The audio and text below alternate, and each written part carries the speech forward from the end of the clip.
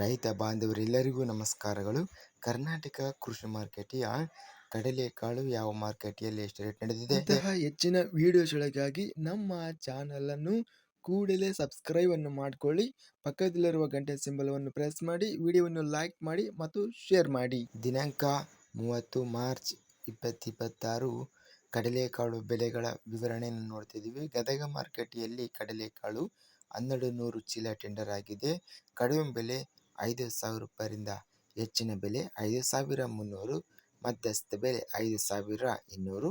ಧಾರವಾಡ ಮಾರುಕಟ್ಟೆಯಲ್ಲಿ 1,247 ಚೀಲ ಟೆಂಡರ್ ಆಗಿದೆ.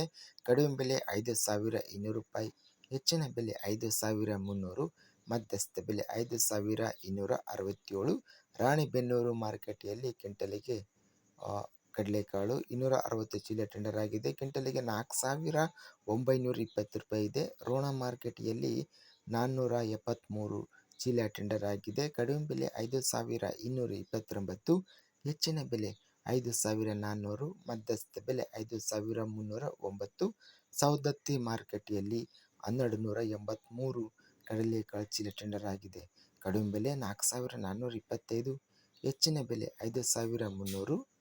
ಹಿರಿಯೂರು ಮಾರುಕಟ್ಟೆಯಲ್ಲಿ ಕಡಲೆಕಾಳು ಕ್ವಿಂಟಲಿಗೆ 4,800 ರೂಪಾಯಿ ಇದೆ.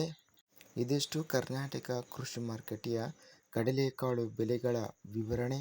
ಇಂತಹ ತಾಜಾ ಮಾರುಕಟ್ಟೆಯ ಬೆಲೆಗಳ ವಿವರಣೆಗಾಗಿ ನಮ್ಮ ಚಾನಲನ್ನು ಕೂಡಲೇ ಸಬ್ಸ್ಕ್ರೈಬ್ ಅನ್ನು ಮಾಡಿಕೊಳ್ಳಿ.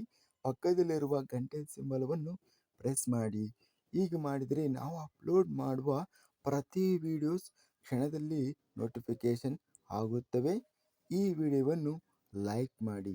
ವಿಡಿಯೋವನ್ನು ಲೈಕ್ ಮಾಡುವುದರಿಂದ ಇನ್ನೂ ಹೆಚ್ಚಿನ ರೈತ ಬಾಂಧವರೆಲ್ಲರಿಗೂ ಈ ವಿಡಿಯೋ ತಲುಪುತ್ತದೆ.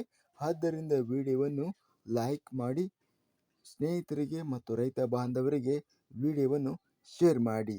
ಧನ್ಯವಾದಗಳು. ಜೈ ಜವಾನ್, ಜೈ ಕಿಸಾನ್.